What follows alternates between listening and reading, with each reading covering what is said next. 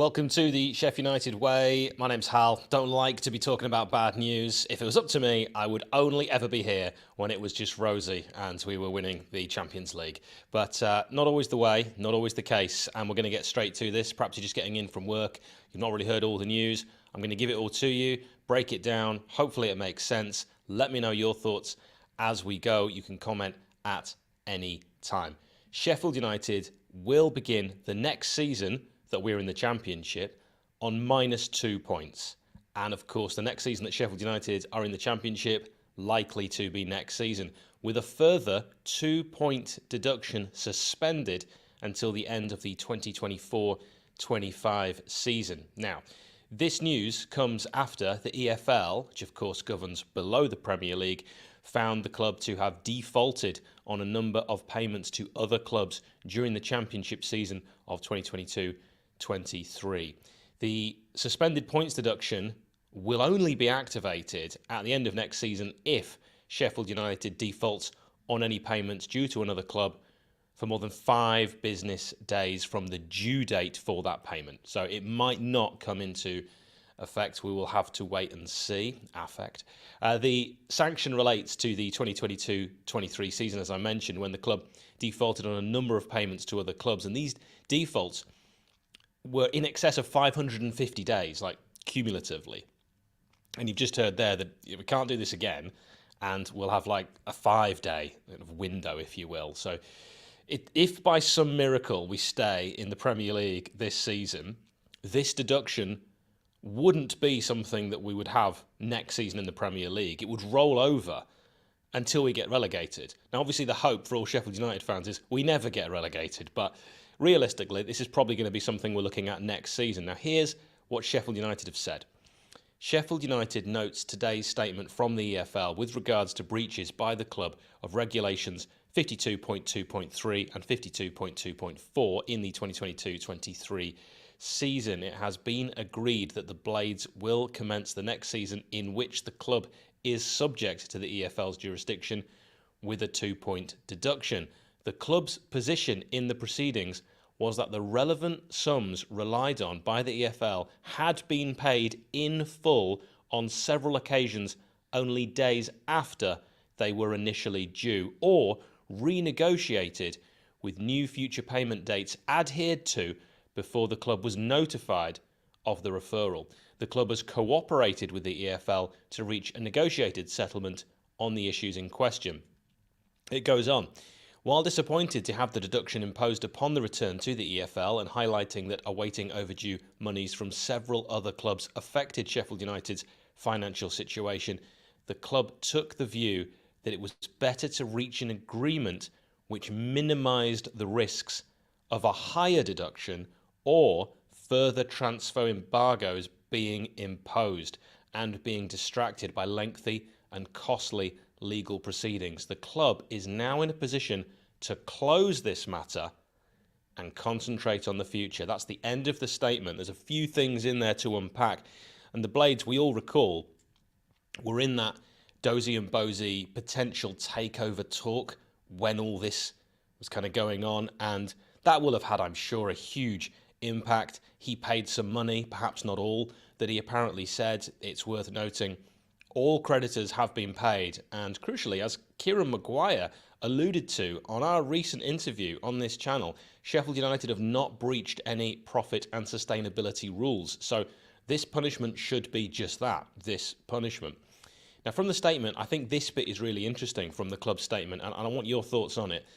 As United was awaiting overdue monies from several other clubs, this affected Sheffield United's financial situation. So that says there that we were waiting for money from other teams. We didn't get it when we thought we'd get it, so we couldn't make our payments. So you could ask the question, will those clubs that were overdue with payments to United be punished?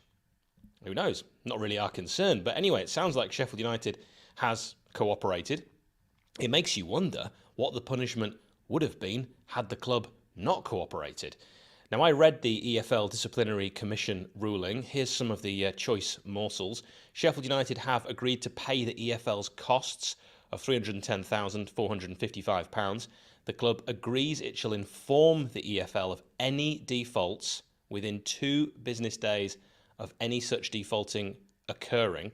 The club shall pay the costs of the disciplinary commission and sports resolutions associated with this matter, and this award is final and binding and not subject to appeal or challenge of any sort.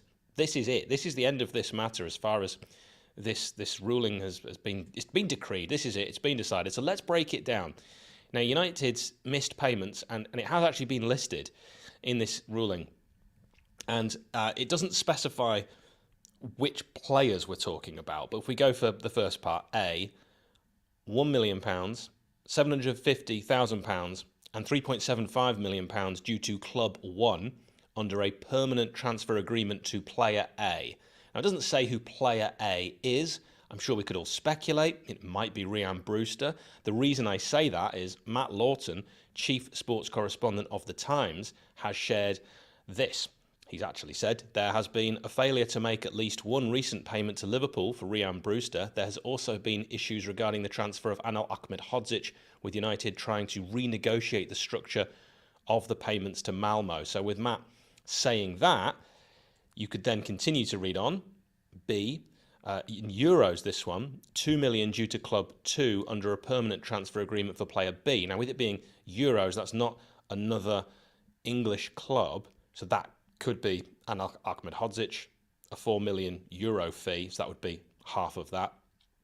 For C, £143,546 and 28p. It all counts due to a third club in respect of a loan of Player C. Now, in this 2022-23 season loan, who could that be? Rida Kadra, perhaps? There was another loan, and it's actually mentioned in D on this list, £62,500 due to Club 4 in respect of the loan of Player D. I don't know who that is. I mean, who else did be loaned? Kieran Clark, perhaps. And E, €900,000, again, so not another English club, due to Club 5 under a permanent transfer arrangement for Player E. I don't know about that one, so you can speculate and you can let me know what you think. And a few people have been speculating. I've had a little look on Twitter. I've had a look on a number of forums. S2 Forum, always pretty useful for stuff like this. In fact, Chef Steele on there has said, strange, surely you can't make up the rules as you go along after the event. We were just late paying bills. The penalty at the time was an embargo like other clubs had. We were already punished for this, being given a transfer embargo. Now, I'm probably saying, why wasn't this points deduction brought in for the season that it actually refers to, which we've already mentioned, is the 22-23 season. Mojo Muffin, great name, has said, could have been worse. 2 points is rather random to say we paid the debts and also went under a transfer embargo, but at least we won't be placed under another embargo in the summer. I don't think it's as bad as it sounds. Bladesman has said, well, I just don't know where they get off punishing the club twice for the same crime, so to speak, in the space of 2 years. If we fell foul of the rules, admitted to it, took the embargo on the chin and restructured paying what was owed, then I don't see why we are coming back at us with this punishment a year later. Working Class Hero has said, I've never been so disillusioned with football. It seems intent on killing itself. Money is already spoiling the competition and spoiling the fans' experience. Now it's directly dictating how many points clubs have on the board. Paisley said, we aren't the first to have an embargo, but we seem to be the first side that's had this followed up with this treatment. There's so much to go through here. I mean, 6 games left, isn't it, of the Premier League season, and we're already bottom of the league next season. If we go down to the Championship, and let's be realistic, we really are probably going to be heading there. I mean, it'd be just amazing, and it'd be quite funny, really, after hearing this, if we were to actually stay up and hopefully kick on for many more years. But if we did, whenever we go into the Championship, we're going to face this 2-point deduction. I mean, will a 2-point deduction come into the minds of players who are potentially thinking about signing for us? I know it's only 2 points. We could still finish top of the Championship, let's say, with their next season. But aesthetically, I think it looks bad. I've just been looking at the current Championship table, and 2 points actually makes a big difference to a number of teams' league's positions. So, I'm not happy about this. It would, ideally, I think it'd be great if the rules were the same for every league.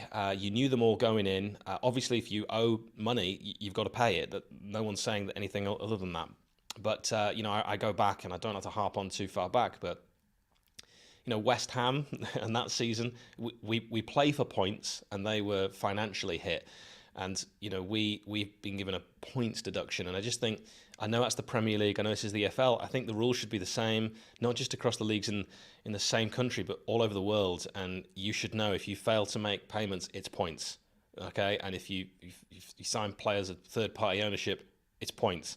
It should just be points, because that is what you play for in football. And I think the money side of football is just spiraling out of control. And if you penalise clubs with points and money, it just gets murkier and murkier. But you could argue there are incentives for kind of going for it. Sheffield United got promotion in that season, and we'll have the parachute payments going down. But only Sheffield United, you really feel like it's never dull being a Blade. Let me know your thoughts on this. I think that sums it up, really. It's silly, isn't it? Yes. Prince Abdullah, get out of our club, embargo, and now points deduction. We need a new owner. I mean, Ollie, he has put the club up for sale, so it's been up for sale for now what feels like 2 years. So he might well be in agreement with you. Dean says has to be 2 points better than anybody else. Then won't we? And also, we will. We will, Dean. Maybe we finish on 98 points rather than 100. Anthony says, here we go again. God blatantly hates our Blades. Like I said, it's never dull being a Sheffield United fan, but you just kind of have to roll with these particular punches, and it feels like there's maybe going to be, in our lives supporting United, maybe there's going to be more punches on the way. 3 years out of 5 in the Premier League. This is embarrassing.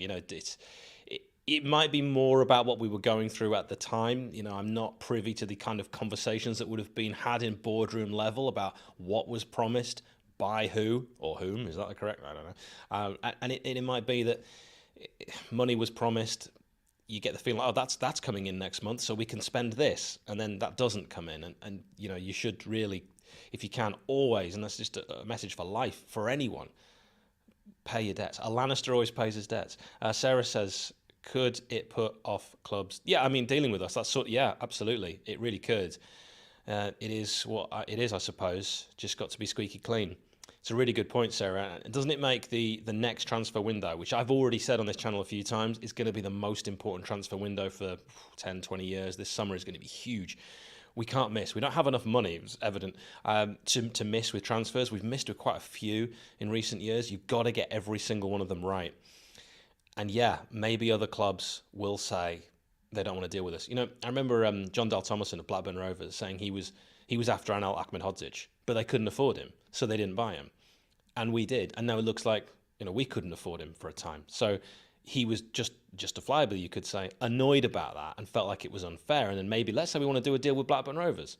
I know John Dal Thomason isn't there and isn't going to be the man involved in that, but there'll still be people at the club that might go, do you know what? No, I don't want to deal with them. Could you understand that? We didn't not pay the money. We could structure these payments. How is that as bad as an Everton or Forest outspending like crazy? You know what, Stephen? It's different, and also this is EFL, and Forest. It'll be interesting to see what they are punished with if they go down to the EFL at some point. If they did anything, financially in that time. Of course, there was the whole playoffs and the failure to control fans, but they went up to the Premier League after that, and it would have been maybe the EFL's decision for what to do with them had they stayed. This one, Chelsea, Manchester Red, nice, and Blue can break the rules, but we play by the rules and get 2 points taken off us. Our game is in a mess and needs fixing very quickly. We'll wait and see what happens to Manchester City, and if the book is thrown at City, and many will say that it should be, they could end up in the Ensley League Division 9 with the amount of breaches that they are apparently on trial for. Pep Guardiola says he's very confident, doesn't he? And that's why he stayed, because he believes the people at the club and that they wouldn't have lied to him. And he's staying there because he believes it's all been done properly. Yeah. We'll wait and see with that, but also you just never know. The people making that decision, will they get it right? And did they get it right this time?